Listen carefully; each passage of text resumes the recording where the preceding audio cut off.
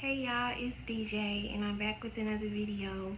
And for this video, I'm going to be telling my testimony. For like 3 years now, God has been speaking to me to post my testimony, but honestly, I've tried. This is my 4th time actually sitting down and recording this video, and I guess it never was the right time, but I should have known when my face started breaking out all crazy for no reason that it was time to record this video again. I'm gonna go ahead and just get into it though, and if you see me looking down, I'm looking at my phone. I'm trying to make sure that I'm managing the time, not oversharing, so yeah. So as a child, I was extremely fearful, extremely insecure, and I'm talking about 3, 4, and 5 years old. Just really no reason to be so insecure and no reason to be so fearful. The enemy was just truly not wasting no time trying to pollute my mind, trying to distort my view on life, my view on myself, and further rob me of my peace. I remember there was this little private school that I went to like in kindergarten, preschool, sometime around there, and we had took class pictures, and as a child I looked back on these pictures and I was like, ew, like I'm ugly, like look at this, look at that. The enemy is just planting all of these seeds in my mind, and next thing you know, I'm walking around like, wow, I'm ugly. Wow, I don't like myself. Wow, this should be different. That should be different. Why does this look like this? Why does this look like that? There was a lot of induced thoughts, what I like to call it, when the enemy just comes in and floods your mind with all of these lies, with all of these different deceptions, with all of these different things that make you, again, distort your view on life, distort your view on yourself. And it did not help that the house that I grew up in was quote unquote haunted, whatever you want to call it.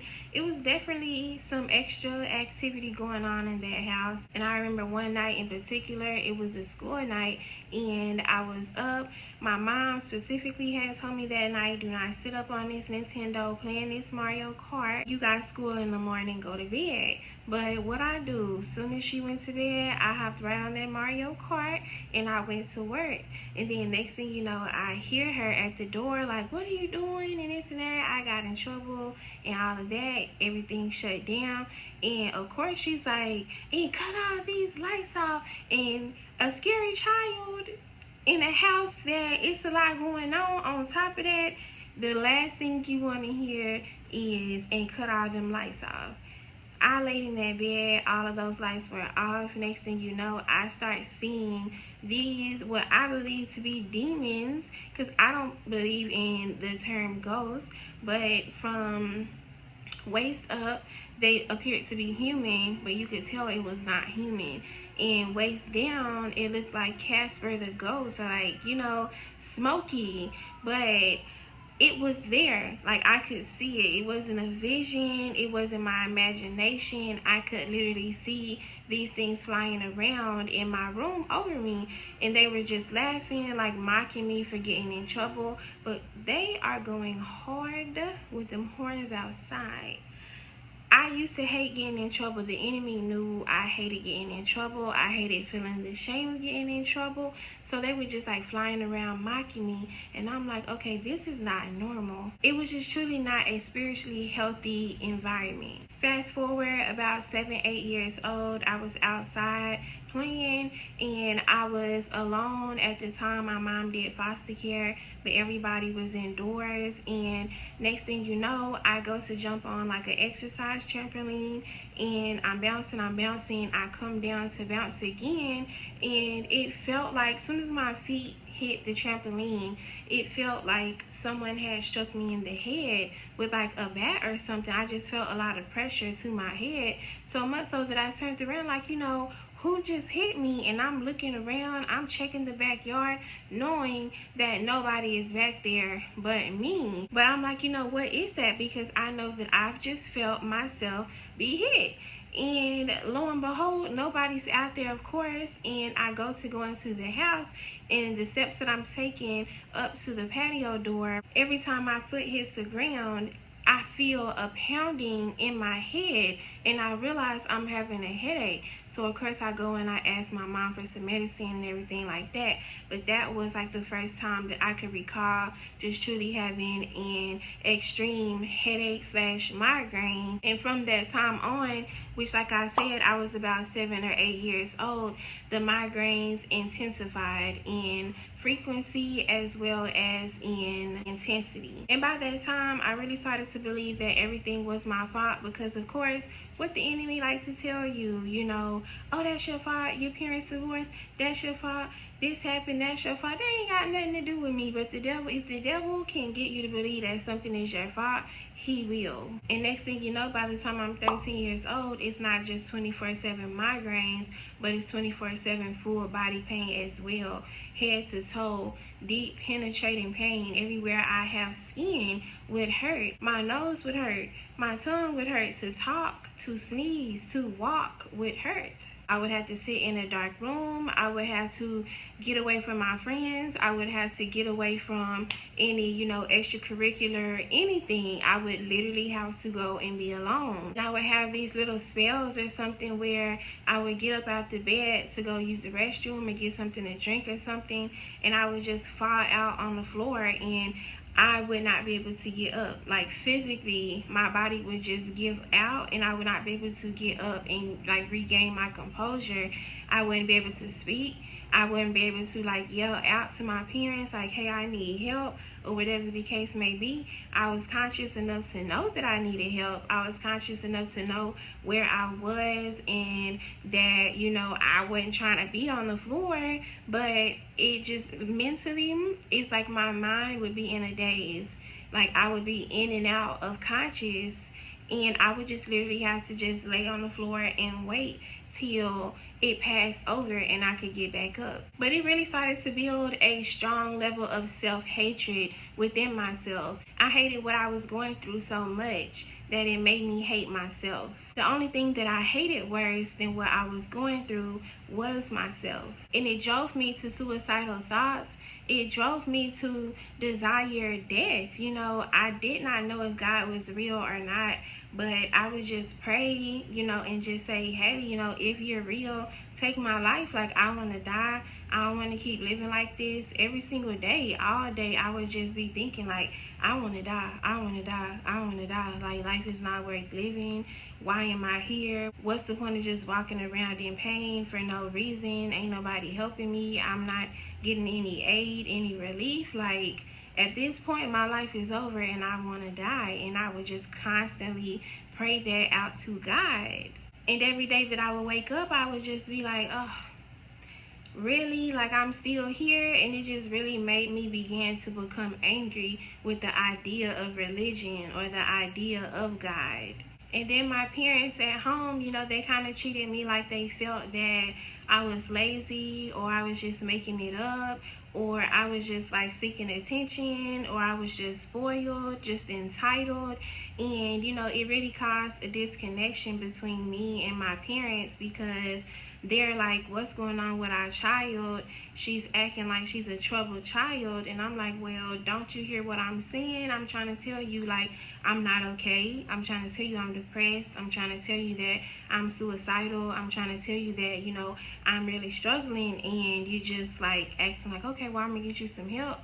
And granted, I would go to therapists and this and that, but it's just like, it was not enough. And in the meantime, like, I'm drowning, and everybody around me is kind of treating the situation like, well, she's a child. Ain't like, so many doctors would tell my mom, like, you know, there's no way that she's just like really in that much pain because she's a child. And it was one day me and my parents kind of had like a little disagreement, and you know, it's kind of something along the lines of, oh, you know, you haven't been keeping your room clean, or you haven't been keeping your grades up, type of thing. Something surrounding, well, if you listened and understood that, hey, I'm having an issue here, then you would understand why it is that this is not done or why that's not done. And now you're calling me this, and that, or you're saying that I'm this, and that, and it's not true, and it's hurtful, you know. So we just kind of had a disagreement, and my feelings was hurt, and I came in my room, and I just remember being so upset and just feeling so betrayed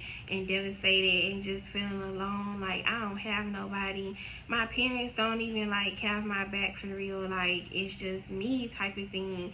And I'm coming around the corner, you know, of my bed, passing the windowsill that was in my room, and I see that there's a razor blade on the windowsill in my room, and I'm looking at this razor blade like, why is this razor blade here? It's just absolutely no earthly reason why that razor blade should be there. You know, it had to be intentionally placed, and it was not intentionally placed by my parents. So I'm just like, that is so weird. And I remember it was so strange to me that I just stopped dead in my tracks, like, okay, that's crazy. My parents didn't come in my room. It was no reason to have a razor blade, you know, and be messing with the window or whatever. It just didn't add up, you know. And so, yeah, I'm looking at it, and I just went and I laid down, and next thing you know, the enemy is in my ear like, why don't you take that razor blade and just cut yourself? And I looked down at my arm, and he was like, if you cut yourself here, if you cut yourself there, then you will bleed to death, and your parents will find you in here dead, and they will know. I'm laughing, but it's not funny, you know. It just sounds just.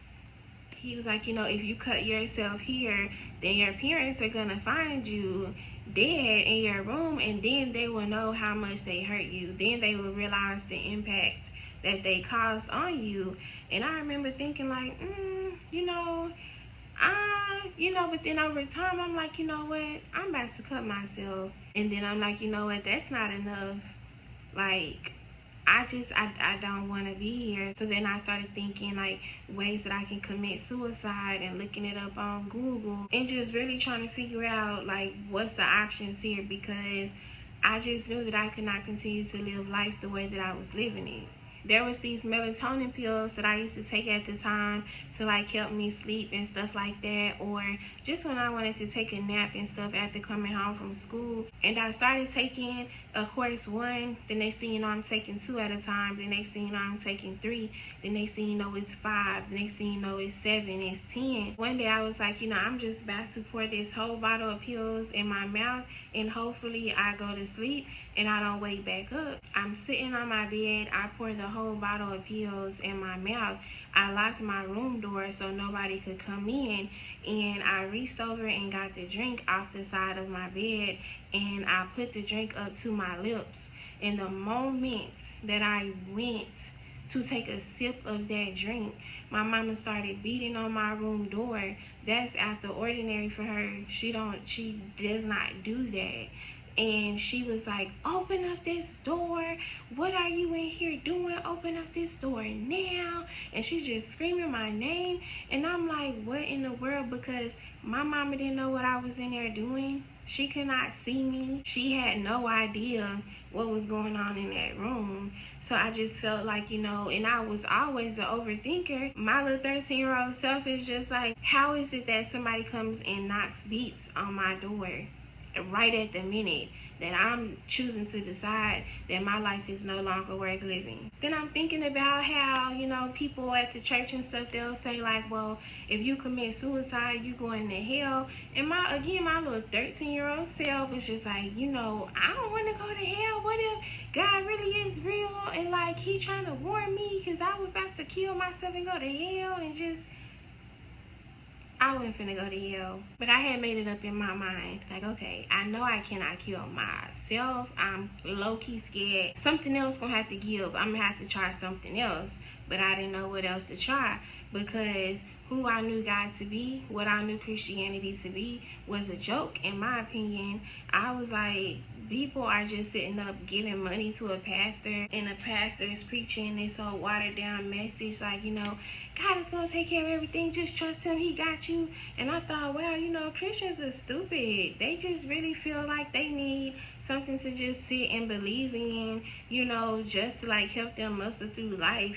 How dumb is that? How stupid do you have to be to like believe in something imaginary to help you? Like, that's like a teddy bear or something, and so I would just like make fun of Christians. I would laugh. Like, my mama would play TBN every morning on every TV before school in the morning, and I would just be like, wow, these people are dumb. Like, this just does not make sense. Days are passing by, and I'm just like, I can't keep doing this. I can't keep doing this.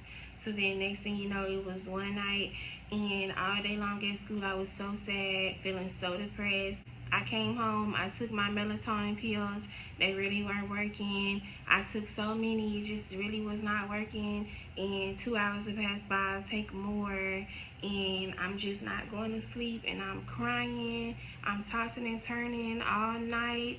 And in the middle of the night, I was just like, you know what? I'm about to get up and I'm about to try to pray. I don't know who I'm praying to. I don't know. But I just know that I'm finna get up and at least try, because at this point I don't have nothing else. So I got up out the bed, I crawled on the side of the bed, and I was like, I don't know if you are real and if you have a purpose for my life, but if you do, show me, because I really want to die. And when I prayed that prayer, in my mind, in my heart, either someone was going to answer to me, or I truly was going to take my life. There was no in between. And so all of a sudden, the energy, the spirit in that room, it just shifted. And it's just like, it was a deafening silence that fell over that whole house. And I could feel a sense of peace come over the house. But at the same time, I could feel this energy come over the house that's like, wow, I cannot believe that you just did that, and now I'm angry, and now I'm really finna like come for you. So then, about a month later, me and my mom are in the car on our way to Fort Worth to visit my family, and I'm feeling all cute. I had got real cute that day. We were coming out the neighborhood, and I heard a voice, which I know was the Holy Spirit, say to me, put your seatbelt on. And I was not an avid seatbelt wearer, or anything like that. And so when I heard that, I remember thinking like, dang, I know that I didn't say that. And that don't sound like that other voice I'm used to hearing. So I put my seatbelt on, and I looked over at my mom, and I noticed that she didn't have her seatbelt on. And so I was like, put your seatbelt on, Mom. And so she did, and we're driving. We get on the highway. Next thing you know, we kind of get into a disagreement. And we just kind of like having words with each other, just kind of like telling each other how we feel. And I just remember like the whole time, this whole car ride, I'm paying attention to my mom, and I'm like, why is she driving 45 miles per hour on the highway? Why is I-20 so empty? And it's the weekend, and this is a busy road, a busy time, and there's no cars on this highway on either side. And we were coming up on Parks Mall in the DFW area, which is one of the busiest malls in the DFW. And again, like I said, it's the weekend. It's also tax-free weekend. It's also the weekend before school is supposed to start. And as we're coming up on the mall, and I could see the shopping center that is right there by Parks Mall, it's packed at this shopping center. Like, ain't no spots. You could see people driving around looking for a spot in the shopping center, in the mall. So I'm just like, that is so weird that it's so congested in this shopping center and in this mall, but it ain't no cars at all on this highway. So again, like I said, next thing you know, I had the last word or whatever, and I heard this big boom sound. I didn't know what that was, and so my mom started to get over it, and so I'm thinking, well, maybe there was something going on with the car, the tire or something. I wasn't sure, but then I'm starting to notice, well, she's not getting over it. She doesn't really have control of the wheel, and I can sense that she's beginning to panic, or she's beginning to, become afraid. And next thing you know, we have done a complete 180 on the highway, and this is a very uncomfortable feeling. It just feels very unnatural, and I'm just looking down the highway and I'm like, what is going on? And so next thing you know, I can feel the weight in the truck begin to shift, and I can tell that the truck is about to lift off the tires. This whole time I'm thinking to myself, wow, I don't want something to happen to me where I'm bleeding and I'm all cut up and mangled, and my mom sees me like that. I don't want to see my mom like that. I hope my mom survives for my younger sister's sake and things of that sort.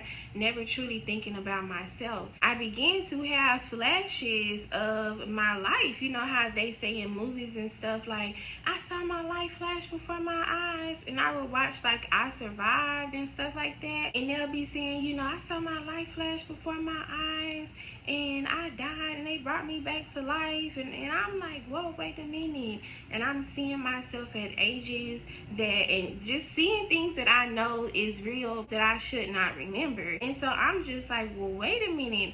In the moment, the split second that I put my mind on the fact that, wow, I could die right now. Like, I could literally die in this moment. I felt this presence on the side of my face, and I heard someone take a breath.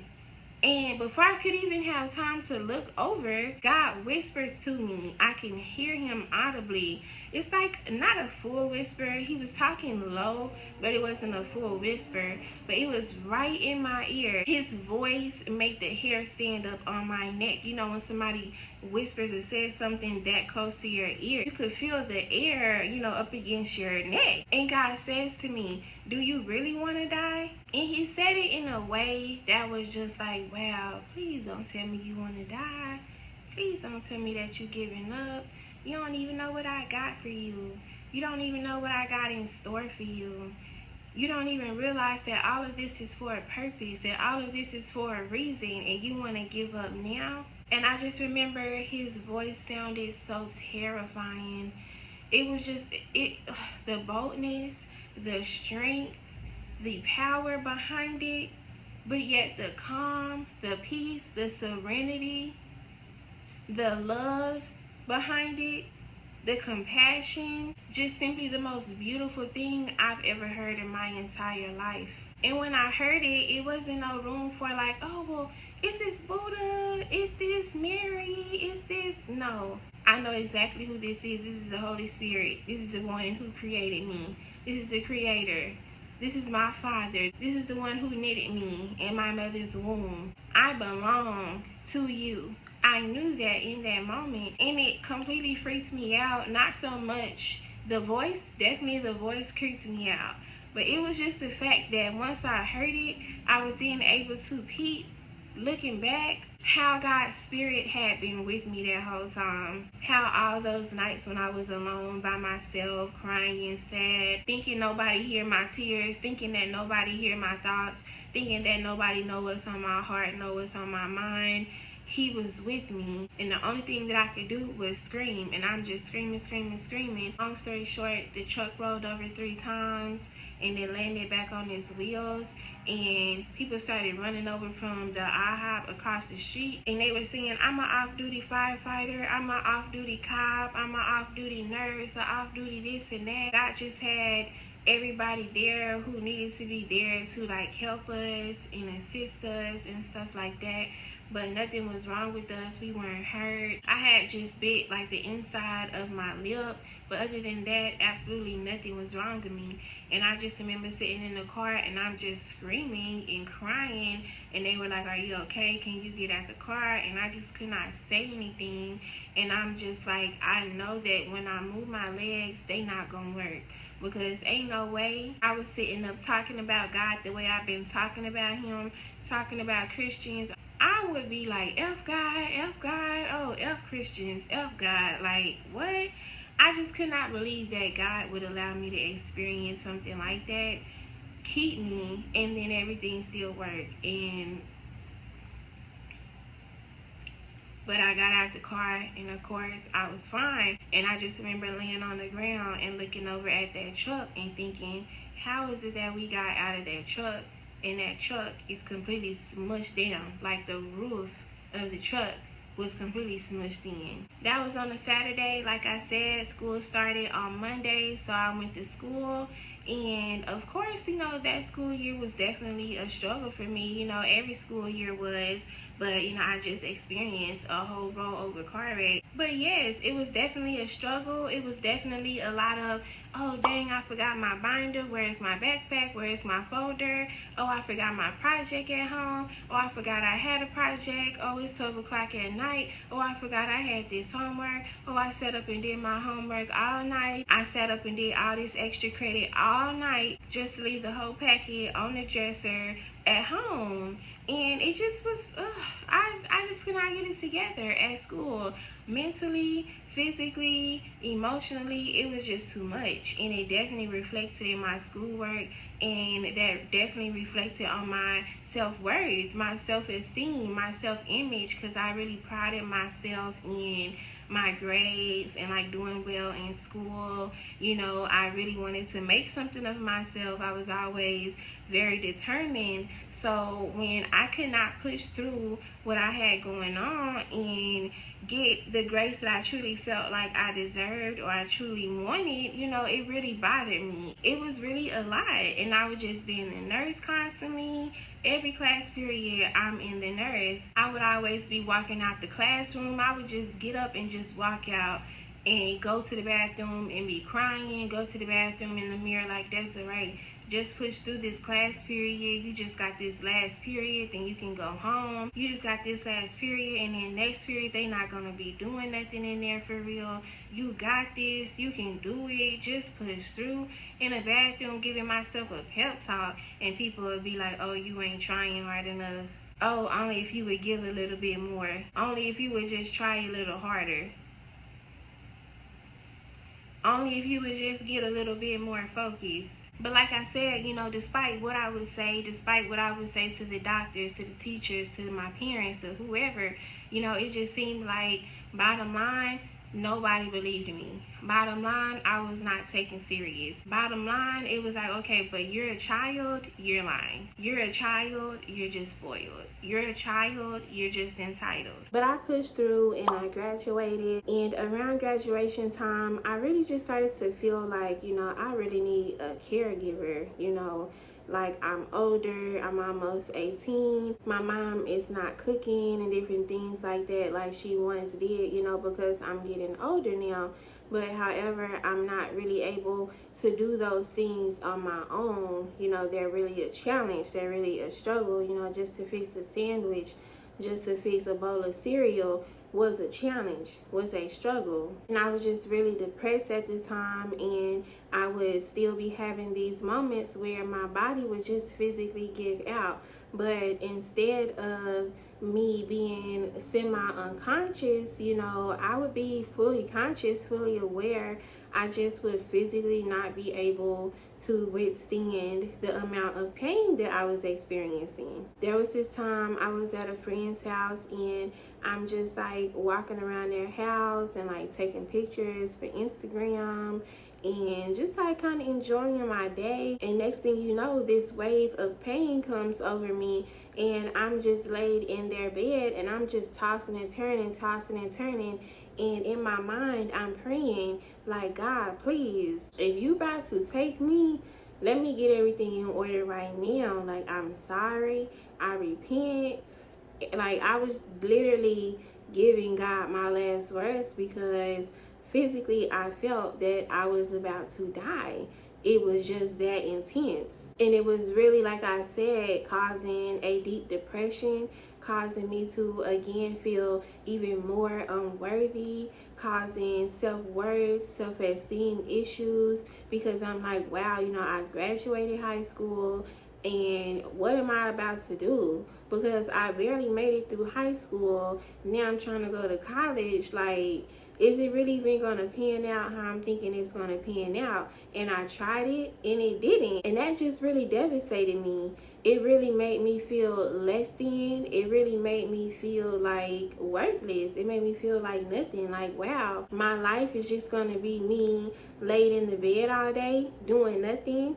Just like hoping somebody help me, hoping somebody bring me a plate or something. You know, it was devastating. And by that time, I was 18 and I was like, you know what, I'm about to try God again because I need some answers. I need to be fed. I need to be poured into because, you know, I just really felt lost. I felt like I didn't know where to go or which way to turn. So I ended up getting back closer to God again, going back to church, reading my word again. And next thing you know, I ended up conceiving my son. And when I found out that I had conceived my son for a good week and a half, I started to feel a little better. And so I'm like, okay, well, maybe that's like, you know, a good sign. Then out of nowhere, I started to feel a lot worse to the point I thought that I was going to die. And even at that time, I'm like, you know, I feel like my body is trying to kill my child. I feel like my body is trying to force itself to abort my child. I didn't understand it at the time, but looking back, the enemy was definitely trying to war against me and war against my child. And by the time I was 2.5 months pregnant with him, I was like, look, God, you have to remove this pain or I'm going to die. Either I'm going to die, my child is going to die, or both. I went to sleep one day, I woke up and I was in completely no pain, no headaches, no nothing. And for my entire pregnancy, I did not throw up. I was barely nauseous. I didn't have any heartburn, no hair loss, no back. Like, truly a perfect pregnancy. And when my son was 2.5 months old, the pain came back. And when it came back, I was so devastated. Because while I'm pregnant, I'm like, okay, so like, when I have my son, I'm going to go back to college and become a therapist and do this. And I'm going to get us an apartment. And I got all of these plans and these things. And I didn't consult God about these things. But, you know, what's sinful about wanting to go to school and make something of yourself to provide for your child and yourself, you know? So I'm thinking I got everything planned out. I got my life planned out. And when this pain comes back, I'm like, oh God, this was not a part of the plan. What are we doing here? It just really caught me off guard. And I really tried to be in denial about it. But after a while, I'm standing up in church and I can barely hold my 3-month-old baby, my 4-month-old baby. He all of what, like 20 pounds or something? I don't know. And I could barely hold him. I'm feeling like I'm finna drop him. I'm dizzy. I'm woozy. I'm hot. I'm cold. I'm feeling just physically ill, physically sick. I'm feeling physically worn out, physically in so much pain that I cannot hold my child. I wouldn't be able to properly take care of him. I wouldn't be able to take care of him alone. You know, at that time, I would not be able to take care of my child, just me and him in our own apartment or something. Physically, I was incapable. I was unable to wake up every day and cook for him, take him a bath every day, brush his teeth, like literally physically incapable. And that was the most devastating thing that I have ever experienced in my entire life. You know, out of all things, out of anything that hurt me the most, out of anything I've ever experienced, it's that. It's finding myself in a position where I'm like, dang, God, you know, I know that I sinned. I know that I've received a blessing, but I went about it the wrong way. I went about it in error, you know, and I tried to give the baby back, but God did not want the baby back. So I'm like, well, you didn't want the baby back, but then you still punished me. And like, I was devastated. I was so upset with God. And once again, I formed this deep hatred in my heart towards God. And by the time he was 1, me at 21, I was just completely done with God. quote unquote. You know, I was just like, I ain't doing it. Like, you gotta come and show me something. You know, just really in a place of rebellion towards God, towards things that were spoken over me. I just wanted nothing to do with God because I felt like he betrayed me, essentially. But in the meantime, the pain became warring. Like, I don't even honestly know how I made it. I don't honestly know how I'm still alive. I cannot fathom the idea that I managed to push through. I was going to doctor after doctor. I was taking medication after medication. I was seeing this specialist, that specialist, going to this city, going over there. Oh, change my insurance because now I done went to every doctor and nobody helped me. Now I need to get a new insurance plan. Okay, ain't nobody helped me on that one. We ain't got no more doctors. We ain't, and I'm like, dang, like, just not finding no help. Not finding no resources, not finding anything that's beneficial. The furthest I ever gotten with a doctor is getting diagnosed with fibromyalgia, which is a disorder that causes widespread pain. What causes the pain is unknown, and supposedly this disorder is incurable as well as a lifelong disease. Despite actually having a diagnosis on paper, however, that did not get me any further treatment. But of course, a diagnosis is only really men slapping a title on spiritual warfare, or slapping a title on a spiritual attack, slapping a title on generational curses, slapping a title on spiritual affliction. By the time it was 2015, I was going to the ER frequently. Like, I stayed going to the ER. Not to mention, you know, this had been a part of my life. I had been going to the hospital, you know, the ER. I had been going to doctors. I had been trying medications. Never received no help. Never received no medication that helped. Never received anybody who truly wanted to help me, truly wanted to see me pain-free. Just, it's never been beneficial for me. And by the time it was 2016, 2017, I was going to the ER daily. I would have to get on Google and look for new ERs to go to. Okay, I just went to this one last week. I'm gonna give them another week and then I'm gonna try them again. I'm gonna go to this ER. Oh, I ain't never been to this one down the street up here. I'm gonna go to this one and then get this one a rest for about a good week and a half. And then I'm gonna turn back, shoot back down here and go back to this ER because I'm coming in here. And they like, oh, you were just here last week. Weren't you just here? Didn't you go to the doctor? Didn't you set up a PCP appointment? Oh, I told you that this is only urgent care. I told you this is only emergency purposes only. I told you need to go to the doctor, and I told you that I ain't got no doctor. I told you that my doctor said they can't help me. I told you that the medication that the doctor gave me was not helping. So if I'm in pain, where am I supposed to go? Just imagine walking around in all of that pain, and you go to the doctor and they like, oh, well, if it get worse, go to the hospital. You go to the hospital, oh, well, you need to go to the doctor. You go to the doctor, oh, well, you need to go to the hospital. What am I supposed to do? Oh, you don't need pain medication. Oh, you do need pain medication, but I can't write my own prescription. So what am I supposed to do? And in the meantime, you're getting paid. And in the meantime, I'm sitting back and I'm suffering, and I'm suffering alone. These are some of the things that I wrote down to kind of try to put how I would feel into words. I hate trying to describe how I used to feel because I always feel like I don't do a good job or I left something out. But I just wanted to include something that I wrote in my journal from that period of time. It's kind of like a description real time. And in this writing, I was describing what I would consider a bad day. And mind you, I had more bad than good. I said, I'm ready for the ER now. Grandma walk. I'll wait till I'm in a tight to use the restroom, or I may have to crawl. Excruciating pain. Feels like my body's deteriorating. Extreme brain fog.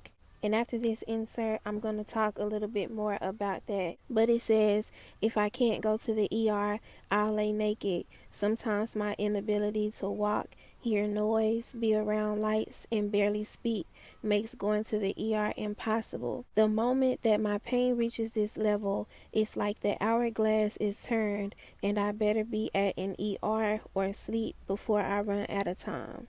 Constant rapid heart rate, constantly feeling out of breath, constantly feeling like it's a struggle to breathe, heavy dull pain that weighs like a jacket, constantly feeling tired, depleted, fatigued, truly feeling heavy.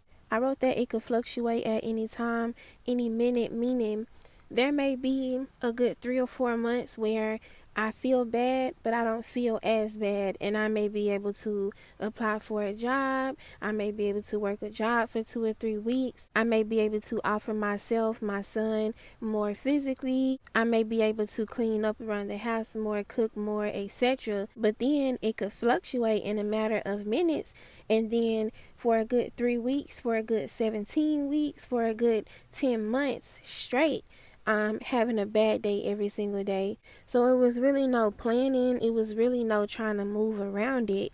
And what I mentioned about the whole hourglass thing, saying that it's as if the hourglass is turned and that I better be at an ER or sleep before I run out of time, that's when this whole thing is no longer natural and is spiritual. It will reach a certain point where I would have to force myself to go to sleep, or I would have to go to the ER knowing the medication really wasn't going to do much, knowing it really wasn't going to offer much relief, but just having to receive at least that relief in itself and then pray, because it felt like at a certain point I would mentally lose my mind. I would mentally, because it felt like at a certain point, if I didn't have something to intervene, I would mentally lose my mind. So I could be calling myself having a good day, hanging out with some friends, or out at the park or something with my son, and then boom, that hourglass turns. I'm engulfed in all of this pain, and I better get somewhere and sit down, somewhere and lay down, or find myself at the ER. I felt controlled by the pain. It truly felt as though Satan could have his way when it came to the pain, and he would use the pain to manipulate different situations. Like the day that I graduated high school, I felt so bad. I thought I was not going to be able to get out of the bed that day, but Satan knew how important that day was for me. Or thinking that I'm finally in a place where I could physically work, and the moment that I got the badge, I'm hit with this flare, and now I'm forced to quit. Or it's my son's birthday, and of course I want to open up gifts and do different things with him. But then 8, 9, 10 o'clock the night before, I went into a flare, could barely sleep, and now I can barely participate in my son's birthday party. These are some of the things that I wrote down to kind of try to put how I would feel into words. The pain and the migraines and everything, it would cause me to trip over my words. I would constantly be forgetting where I was driving to, what I was coming to buy, occasionally forgetting my phone number, forgetting how to get back home, forgetting how to spell. I've lost so many phones, so many purses, so many IDs, losing whole plates of food, literally just like drunk in pain, stumbling, staggering in pain, delusional, confused, incoherent, in pain, constantly moving around, sitting up, sitting down. And anybody who has dealt with chronic pain can understand what I mean by that, because it's like if I sit down for too long, it's uncomfortable. If I stand up for too long, it's uncomfortable. If I lay down for too long, it's uncomfortable. Just every time you see me, I'm moving, I'm twitching, I'm rocking, I'm just looking crazy. It would feel like I was dying. It felt like my body was deteriorating. It felt like my body was being ate away at. It felt like I had some sort of flesh-eating disease that was eating away at my mind, eating away at my brain, eating away at my muscles, my bones. And I would constantly have these sensations of like bruising and scarring and burning. And I would just wake up and like my whole arm would just be on fire in pain. And I'm like, dang, like this feels like road rash or something. I know I didn't fall. I know I didn't scrape myself. And it would have me waking up in the morning so many mornings, or just throughout my day checking my leg, checking my arm, checking my back, like, hold on. It had to be a scar, a sore, or something here. Just really beginning to play tricks on my mind, because I'm like, it's just no way that this feels the way that it feels, but nothing is wrong. It's no way that I'm feeling all of this pain from this particular area. And like, are you sure this bone is not broke? Are you sure that this leg is not fractured? Are you sure that this ligament is not squished, is not twisted, is not pinched? What is going on? I would have such a hard time sleeping through the night. I did not start actually sleeping every night and getting sleepy every night till about a good year and a half ago. Up until then, 4, 5, 6 o'clock in the morning, I'm still up. I'm wide awake, can't sleep. I'm tossing and turning. And I had struggled with sleeping issues ever since I was like 5, 6, 7 years old. So my entire life, I have not been able to sleep. And my neck would hurt so freaking bad, especially trying to go to sleep. And I just could not understand why it would feel like something was literally choking me. Like, so it would be so much pain around my neck, my shoulders, my back. And if you go and look at the video that I did, in that video, I actually talked about in the spirit realm what was causing me that neck pain. But I just really don't even like to use the word pain, because truthfully, it was torturous. It was horrifying. It was demonic. Like, at that point, it's not just physical, it's not just natural, it was spiritual, always spiritual. There was this night and I was trying to decide if I wanted to go to the ER or if I wanted to go to church. I hadn't been to church in a long time. I was just really fed up and tired, and I really didn't want to go to the ER because I was tired of going there and not really getting any help, or really not being beneficial. So I ended up going to this church. God led me to this specific church. And when I walked into the room, I could just instantly feel the spirit, the presence of God there. And it was just so heavy, so thick. And I was just crying and just really pouring out to God. I just really needed to be restored. I really needed to be replenished. My spirit really needed to be fed, because I felt empty. And there was this lady inside, and she was singing, you know, like leading worship. And she stopped singing and she turned around and she started to prophesy to me. And I just remember thinking like, dang, you know, I knew that false prophets existed, but I didn't know that it was actually true prophets. And so she just begins to say to me, you know, you've been in pain for a long time, and God is going to heal you. God is going to restore you, and, you know, different things of that sort. And it just really built my spirit in that moment. It just really like encouraged me and lifted up my spirits. I started going to that church, and when I would be going to that church, you know, and in my everyday life, majority of the time, I would just wear a lot of bonnets, scarves, caps, sunglasses, loose shirts, spaghetti strap shirts, leggings, you know, slides, just really looking real ratchet, really looking real crazy, really looking real like I just crawled out of bed and just did not even try whatsoever. If you could imagine, you know, people would stare at me at church and turn their nose up at me. You know, people would ask me questions insinuating that I was on drugs, or that I was like homeless or out of my mind or something like that. But I would just keep on going, you know, because church was really food for me at that time. I didn't know how to search out God's voice, God's spirit for myself, you know, so it was really make or break. You know, that was my lifeline to receive a word from God, or to just hear a word from God that boosted my faith, that further settled my spirit and made me feel like, okay, I can do this for another day. I could do this for another week. But not only would I go to church because, you know, it made me feel fed, there was also times I did not want to go to church. You know, I wanted to go hang out with my boyfriend. I wanted to go do some other things that you cannot do at the church. And God would be like, get up and go to church.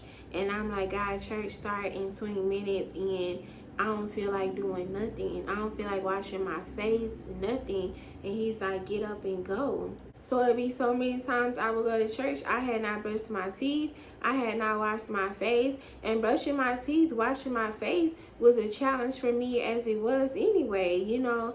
And I just had to go, like the word say, come as you are. I literally had to go right as I was. And I would be like, God, like, why you want me to go to church? And sometimes on the days when he would tell me to go, I wouldn't get anything from the message. I wouldn't get anything from what the pastor was preaching about. In the meantime, people are staring. In the meantime, people are laughing. In the meantime, kids is pointing. You know, kids don't know how to lie. Kids don't know how to manage what they should and should not say, should and should not do. You know, kids gonna tell it like it is. And so I'm just like, so you sent me here to be like ridiculed? Like, I'm confused. But I would just, you know, try my best to be obedient, but I wouldn't want to go, you know. And it would be so many times where I would be walking up to the church door and I would turn around and walk back to my mom's car, and I'm like, I ain't going to church today.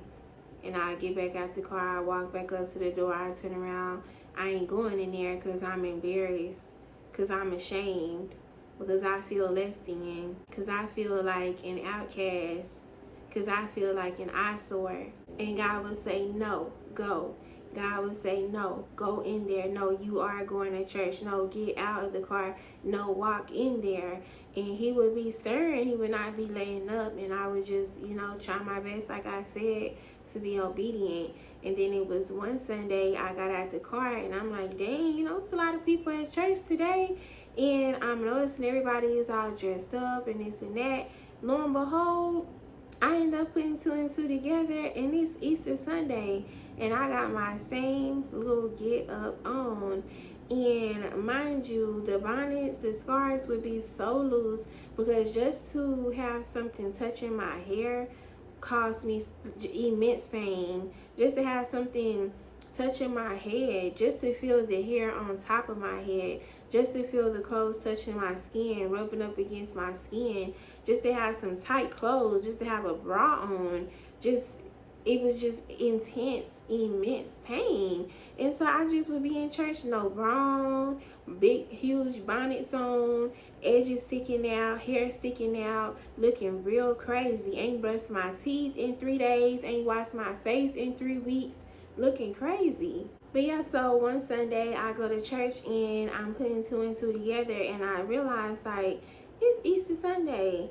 And you know how people like to get on Easter Sunday, okay? Easter Sunday, they get real sharp, they get real cute, pull out the best wigs, you know. And so I'm like, I know everybody really finna be looking at me today. And I've always prided myself for having this attitude, like, I don't care what nobody think about me, I'm my own person, and this and that. And that's good, that's great to feel like that, to think that, you know. But at the end of the day, everybody think about what other people think about them to a certain extent, you know, especially when it comes to something like that where, you know, it's not my fault. I don't have no control over what I've been afflicted with. I have no say-so. You know, I'm just trying my best to maneuver through life. I'm showing up the best that I could possibly show up as, and to have somebody ridicule, talk about, criticize, mock, laugh at that, you know, it's a little offensive. And so I walked up to the door. I'm walking back from the door to the car, the door to the car, the door to the car, and God says, go in there. I went back to the door and God said, go in there and go in there now. And I said, God, if I go in there, all these people is going to talk about me. They going to be laughing at me. They not even going to be able to hear what the preacher's saying because they going to be so focused on me and why I got these sunglasses on or why I look how I look. And so God says to me, they talked about Jesus. And he said it in a way like, I'm so tired of you being so worried about what other people think about you or what other people might say about you based off of what I've laid on you, based off of the work that I'm doing through you, based off of the blessing that I'm springing forth in you. I'm tired of you being so worried about what everybody else is going to say. I'm tired of you not being willing to catch your blessing, catch your word for yourself, because you so distracted by how it feels to get them wounds and them triggers pressed on, rubbed on, massaged on. And I was like, you know what, God, you right. So I opened up the door and I walked in there, and I would always sit on the back row because I just would not want nobody to see me. I wouldn't want nobody to pay no attention to me. But I walked in and I walked right to the front of that church, and I sat like on the first or second row. I sat there with my head high, and I was just like, no, like that's real. Is somebody gonna talk about me? I'd rather they talk about me for the Lord's sake. Is somebody gonna make fun of me? I'd rather than be making fun of me for the Lord's sake. I started to go to church kind of consistently from that point on. And then in 2016, you know, I'm still going to the same church, well, going to the same two churches. People began to prophesy to me quite often.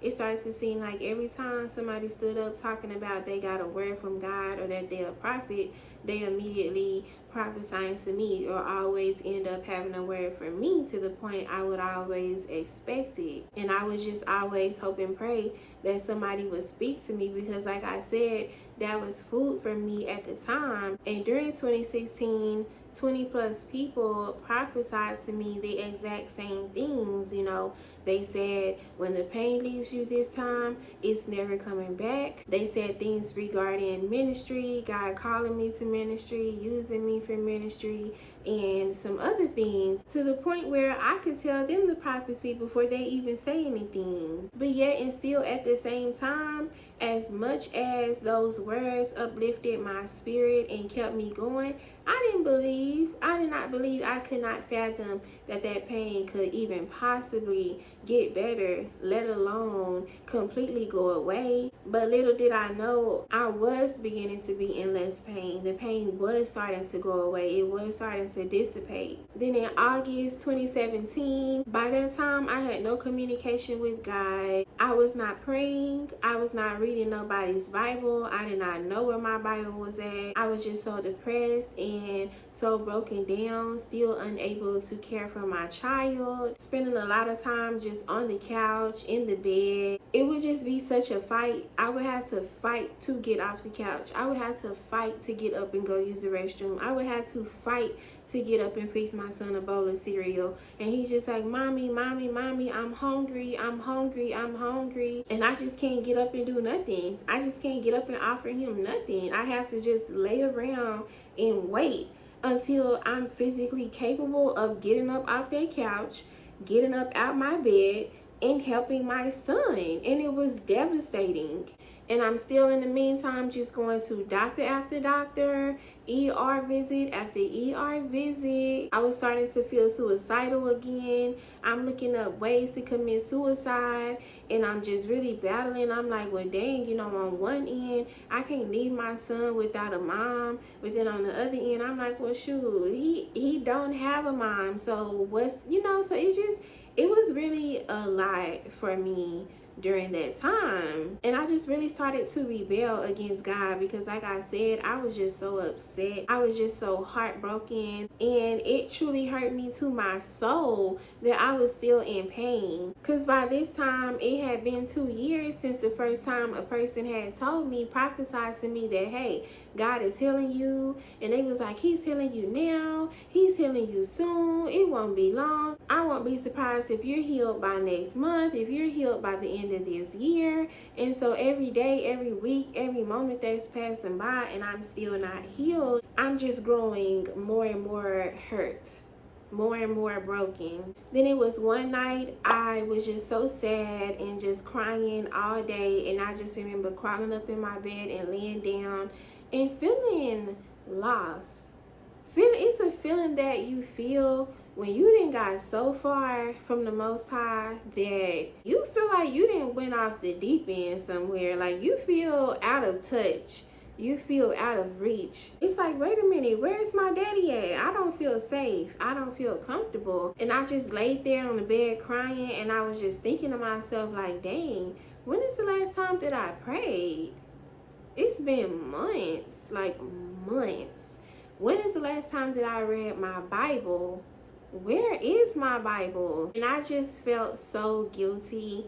I felt so ashamed. I felt so convicted. And then a couple of days later, my mom, she comes to me and she's like, have you ever heard of Sarah Jakes and this and that? And so she sends me some of her videos, and I'm seeing this woman and she's preaching, and she's like, yup, I used to be a stripper.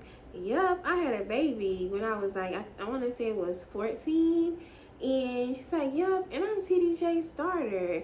And I'm like, wow, look at this woman preaching in her full authority, full boldness, full confidence, full glory, full anointing, being herself, not trying to be nobody else, not trying to be no hallelujah, big hat wearing Christian, but simply doing what the Lord has called her to do in a cute wig. And so it made me think about all the different times that God would tell me, you know, I've called you to minister to my people and this and that. And I would tell him, well, God, I'll do it, but I got to be able to be myself. And I can't be walking around in those long skirts and those shirts down to my wrists. And that just will always be my thing. If I'm going to do this, I'm going to have to be able to be myself. Whether I'm in a sweatshirt or in a pantsuit, I need to be able to be myself. So to see this woman boldly walking in her calling and being herself, I thought, okay, wow, you know, it just really sparked this interest, this desire back in my heart again. Because when people would speak or say, or when God would come to me and say, Desiree, I've called you to do this, or Desiree, I want you to do that, I would shy away from it. I would say, I don't want to do that. I would say, I ain't doing that. When God said 3 years ago, get on YouTube and record your testimony, I said, I'm not doing that. But it wasn't because I didn't want to. It's because I felt incapable. It's because I did not feel worthy. It's because I didn't feel capable of being understood. But in that moment, when I felt that interest again, there was something inside of me that said, no, if this is what God is calling me to do, and if I still have an interest, I still have a desire to carry out this work, then I'm going to do it. I don't know how. I don't know how I go from toe up from the flow up, broken, depleted, disappointed, depressed, crying, to up in somebody's pulpit. I don't know. But God, you gonna have to do that part. I don't know how I go from being in this broken place to walking in full authority of my anointing, of my calling. And in that moment, looking at that video, I was just like, you know what, God, I don't know what we gotta do. I don't know how you gotta prune me. I don't know how you gotta prepare me, but I'ma do it. I accept the assignment again. I'm giving you my yes again. And since that time, I've truly began to grow in God.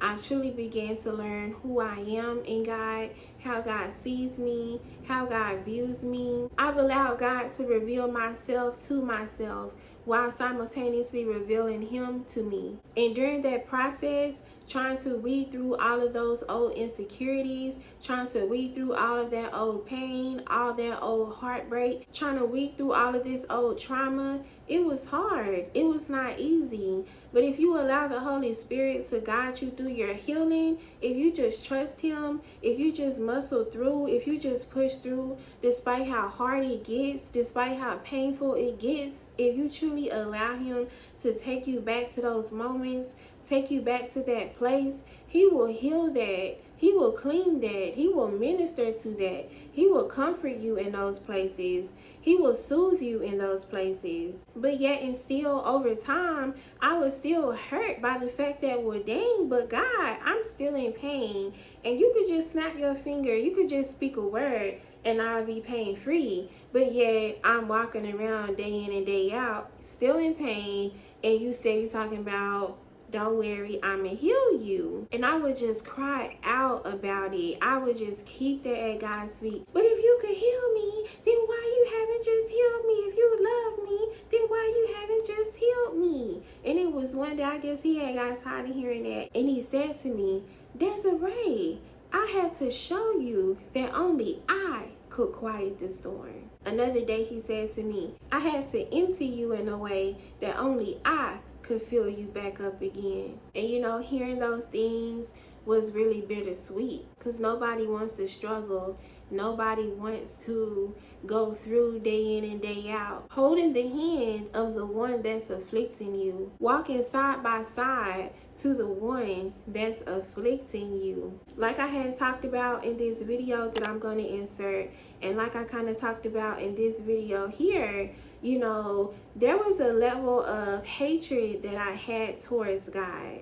And in the video I inserted, I talked about how I found myself feeling a way towards God unintentionally. Having a good old kiki, having a good old praise break, having a good old conversation, a good old laugh with God. But then in the back of my mind, in my heart, I'm like, but dang, you afflicting me. But dang, I'm still suffering for your name's sake. But dang, I really want things to change, and I'm really trying to hold on to what you promised me. I'm really trying to hold on to what you told me. But this affliction, and it wasn't until last month that I actually learned to accept and respect the fact that God's way is always better. As much as I used to sit up and be like, there is no way I would ever be happy. There is no way I could ever have peace. There is no way that this could ever go away. I used to truly believe that there was no way that I could come to terms with the fact that what I thought was a curse was a blessing the whole time. But now I can love God with a pure heart, knowing that all things work out for the good, knowing that his ways are perfect, knowing that he does no wrong, knowing that he can't do any wrong, knowing that even when it doesn't make sense, even when it doesn't feel good, even when it's uncomfortable, it's always working out for the good. God is always taking his children into consideration. We are his first and foremost concern. Don't let the enemy play with your mind and get you to somehow believe that God is harming you, that God has allowed you to be afflicted out of punishment, that God has allowed you to be afflicted because he has done away with you, or because you are an afterthought to him. All things work out for the good of those who love him. The loss of a child, the loss of a spouse, the loss of a limb, all things work out for the good of those who love him. God is always moving in righteousness. God is always moving in love according to his children. God said to me the other day, Desiree, I know that you love me, but you've hated me for a long time. But I'm about to make you love me again. And I just truly felt his spirit when he said that to me. And I want that to minister to someone out there who is feeling like God cannot do anything else with them anymore, who is feeling like they have hardened their hearts towards God in such a way that they are no longer accessible, that they are no longer of use. God knows that you are human. God knows that what he laid on you isn't easy. God isn't expecting you to walk around afflicted with a smile on your face. God is expecting you to cry. He's expecting you to get angry. He's expecting you to get mad. He's expecting you to have questions. He's expecting you to talk out of turn. And every single time you come with a question, he's coming with an answer. And every single time that you're coming frustrated, heart full of hurt, heart full of anger, he's coming with comfort. He's coming with peace. He's coming with joy. He's coming with understanding. Don't let nobody make you feel like you gotta sit up being afflicted, hollering about, oh, but God is good. Oh, but praise God. Yeah, that's good. Yeah, that's great. Yeah, let's praise him in the middle. Yeah, let's praise him even when nothing looked like what God spoke. But let's not act like it don't hurt. Let's not act like it's easy. And let's not act like it's supposed to be cute. You got to be careful judging people. You got to be careful of how you form thoughts concerning people, concerning someone's situation, concerning the way that someone appears, because you never know what God is doing with that person. You never know what God is maneuvering through that person. You never know what is being birthed by someone. But I was able to find peace. I was able to find joy. I was able to truly accept and respect God's ways are perfect even when they don't make sense to men. After I allowed God to comfort me, coming in time and time again saying, I see that hole in your heart. I see the damage that this affliction has done. I see it. And I'm coming to feel that. And I'm going to feel that. And when I feel it, you won't have enough space to contain it. When I feel it, the hole in your heart is not even enough to contain it. Because God honors a sacrifice. Never let the enemy make you believe that God does not honor a sacrifice. God honors a sacrifice. I'm still in quote-unquote pain. I still have headaches. And I say quote-unquote because this is nothing compared to what it once was. These are the crumbs compared to what it once was. I'm truly in the final moments of my healing. I'm truly in the final moments of the manifestation of all things that God has promised. And it's been 17 years. 17 years of tears, 17 years of pain, but it will not be 18. It was hard. I lost friends. It felt like I lost everything. I had to sit in a dark room, planted for the Lord's sake. Literally. In the dark like a seed. In the dark waiting to sprout. In the dark ready to see. But like Paul said, if I'm a brag on my pain, because the Lord has delivered me. The Lord has been good to me. I truly do pray that you have found this video encouraging. I pray that you have found this video uplifting. I pray that you find strength in these words. I pray that those of you out there who are struggling, who are enduring, those of you who are in the midst of your walk, in the midst of your journey with the Most High, will continue to press forward. I pray that those of you who have grew weary will find your faith again. And I pray that those of you who don't know the Most High will just give him a try. I promise you, if you just give him a try, it will most definitely be worth it. It won't always be easy. It won't always be fun. It won't always be entertaining, but it'll definitely be worth it. Stay in good faith, knowing that your pain always has purpose.